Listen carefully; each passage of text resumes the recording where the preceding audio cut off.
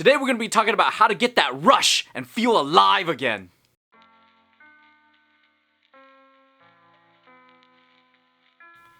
How's it going, guys? Dr. Tank Farm D here, board certified practicing medicine specialist and personal health coach, helping action takers like you take back control of their lives and emotional health.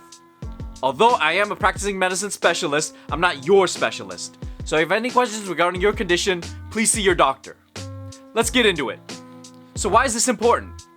A lot of people get bored in their relationships or with their life. This boredom causes them to feel bitterness and angry at the person responsible for it, or just at themselves.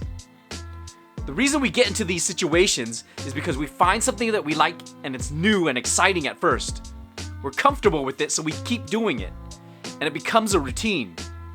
Once we get into a routine, the routine suddenly becomes boring, and we lose that interest and new, exciting feel for it. When you're bored, that limbic system in your brain doesn't get activated.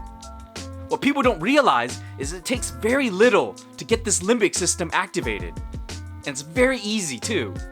Let me show you how. So how do you trigger your brain to get that excitement for life? Well, what you gotta do is you gotta get out of your comfort zone. Break out of your routine. Let me show you how powerful this is.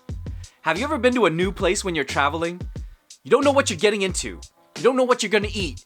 You're not comfortable with the area because it's not your area of expertise. You don't have a secret place you go to or a specific thing you want to order. And everything is new. It's a mystery to you and you got to learn about it. This new area you're exploring triggers your limbic system in the brain. The brain doesn't know what's going on and it has to figure out if it needs to survive or not, when all you're really doing is just exploring.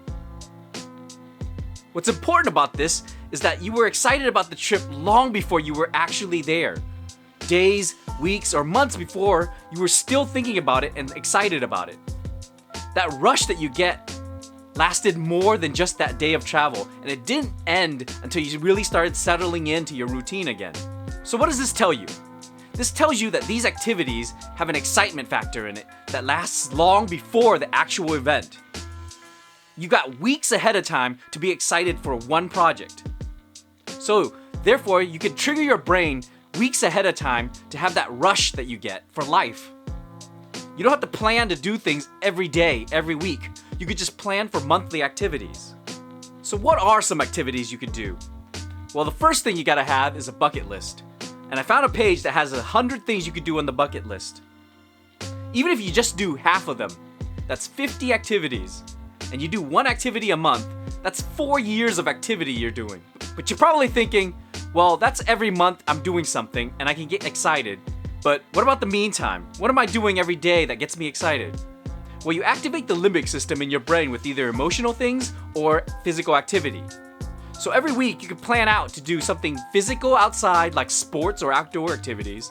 Or you could do something that triggers your emotions like laughter and fear, like watch a scary movie or a comedy.